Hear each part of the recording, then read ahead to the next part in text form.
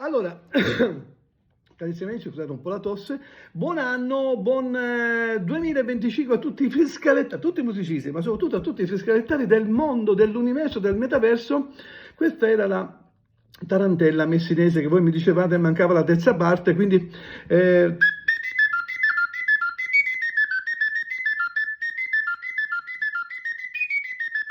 con la terza parte, se poi avete qualche problema. Per quanto voi mi dite che non si vede bene, ma io più di così non posso mettermi, nel senso che però voi avete la possibilità di rallentare il video da YouTube, rallentatelo, c'è la modalità sopra velocità, mettete velocità più bassa e con la velocità più bassa vedete bene il movimento delle mie dita, perché più di tanto sto studiando una telecamera, qualcosa che sul telefono che possa vedere da sopra. Io ho deciso quest'anno, vedendo anche le vostre richieste, poi scusatemi se non sono magari molto attivo, non riesco magari a rispondere a tutti, fra l'altro iscrivetevi sempre al canale per chi non l'avesse fatto e attivate anche mettendo poi anche il like, attivate anche la campanella per essere avvisati e per essere al corrente, quindi sempre informati di tutti i miei video e soprattutto anche perché non costa niente e mi date la possibilità, io non vi chiedo niente, non vi chiedo di pagare gli spartiti, di pagare i miei consigli, pagare i tutorial, anche degli spartiti se volete io ve li mando, non vi chiedo niente, però almeno fatemi crescere il canale per poter sostenere anche queste spese, questo tempo e questa mia disponibilità.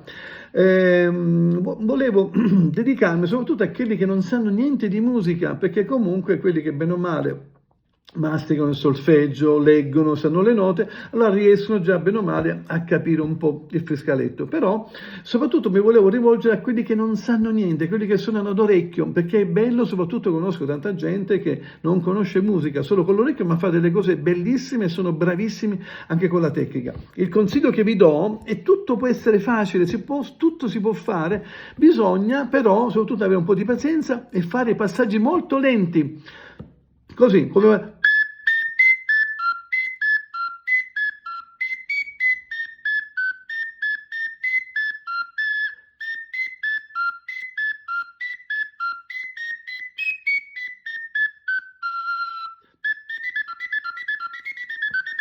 Ma ci va il tempo per far quello, quindi non abbiate paura, non siete delle schiappe, non buttate sul friscaletto all'aria, la potete fare tutti benissimo, mettete più lo fate lento, più sarete poi bravi e virtuosi nel farlo veloce. Scrivetemi, allora questa era la tarantella messinese, scrivetemi se volete lo spartito, oppure se di musica non sapete una mazza, una cippa, come si vuol dire, non c'è problema, ripetete ad orecchio molte volte il video, troverete anche la prima parte e la seconda parte nel mio canale. Questo è tutto insieme, ma andate lentamente, vi mando tutto, iscrivetevi al canale e diffondete più che potete questo canale del gran friscalettaro Nino Carriglio,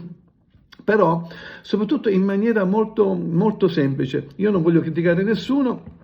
io non voglio che dovete fare, io vi do dei consigli, ma soprattutto dei consigli perché tutti possono suonare benissimo. C'è chi magari ha bisogno di un'ora, c'è chi magari ha bisogno di mezz'ora, c'è magari chi ha bisogno di 3 giorni, c'è di chi di una settimana, però tutti potete riuscire. L'importante è portare lode e gloria al friscaletto siciliano, questo nostro grande strumento. Ciao ragazzi, buon anno, fatemi sapere. Ciao ciao!